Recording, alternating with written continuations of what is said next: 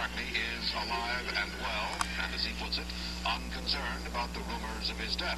Any parent can testify the lifestyle of the Beatles has always been somewhat different. And if you believe current rumor, their style of revealing Paul McCartney's alleged death is being carried out with singular taste. Paul doesn't have shoes on. To some, that is a death symbol. Well, there he is. He walks, he talks, he sings. Paul McCartney of the Beatles. He finally got in front of a camera in Glasgow today to put an end to the speculation that he is no longer among the living. He is. And now the whole world has been apprised of that fact.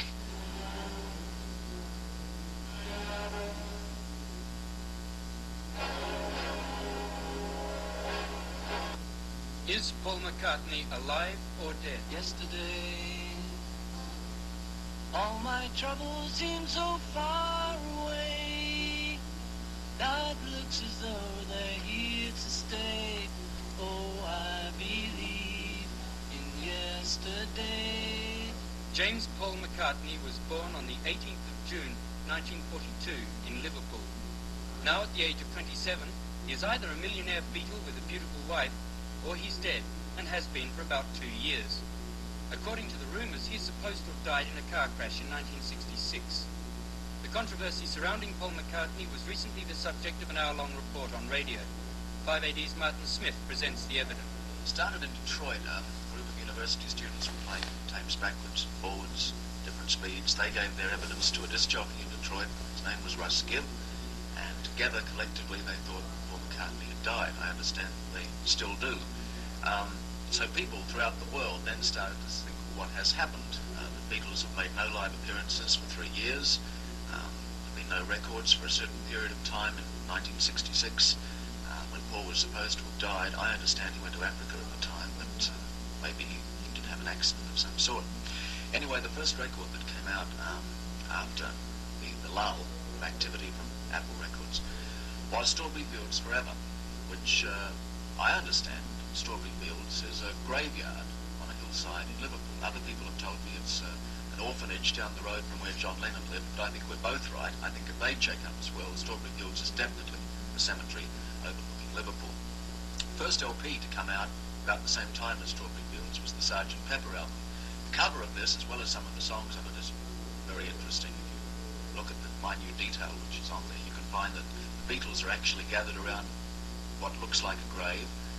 This could be the grave they buried them old-sounding music in, but it could be the grave they buried Paul in. He's standing head and shoulders above the rest. He's meant to be a lot shorter. Around his wax model from Madame Tussauds are heads of Marlon Brando, who met a tragic death in The Wild One, and also Tom Mix. He died in a car accident. On the back of the album, Paul has his back to us. On the inside photos, the initials OPD are on his arm. Does that mean Oh, Paul is dead? There's a guitar with left-handed strings, left-handed guitar on the around the grave. He was a left-handed four-string guitarist. So there you are. It goes from one thing to the other. And also musically on the record, at the very end, when the needle is running over the dead surface area, waiting to be taken back by the arm, well then there's a little bit there which caught our attention, and it could be, will Paul be back as Superman? Forwards, it doesn't sound like anything too much. Perhaps backwards, that does come out.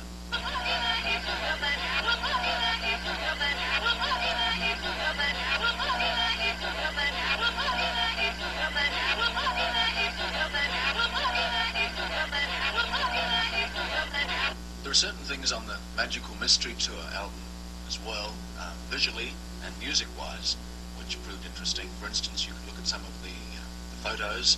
We were just mentioning Superman. There's a photo in there of Paul as Superman, with Superman at the driving wheel.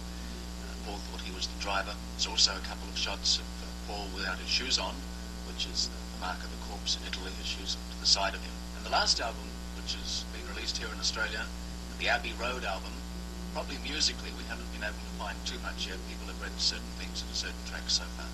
But certainly the cover is rather fascinating. You have the four Beatles walking across Abbey Road, which is where the EMI recording studios are in London, where they record. John Lennon is dressed as a religious figure.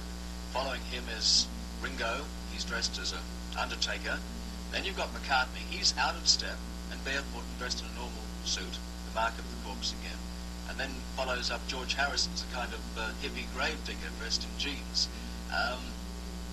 Whether this has any significance, I don't know. My theory is, for what it's worth, that Paul was close to dying at some stage. And now, when it's all over and he is better, they, and especially John Lennon, who is known to have this cynical mind, can look back on it and make one big joke out of it. I told you about the war is a mean man. You know that we're as close as can be, man. Well, here's another clue for you all.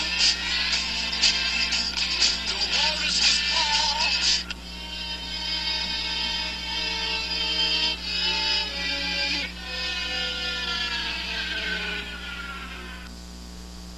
He wasn't there, that he didn't sing part of it or so on, but somebody else was singing at a time when the fans and when the label would indicate that it was Paul McCartney.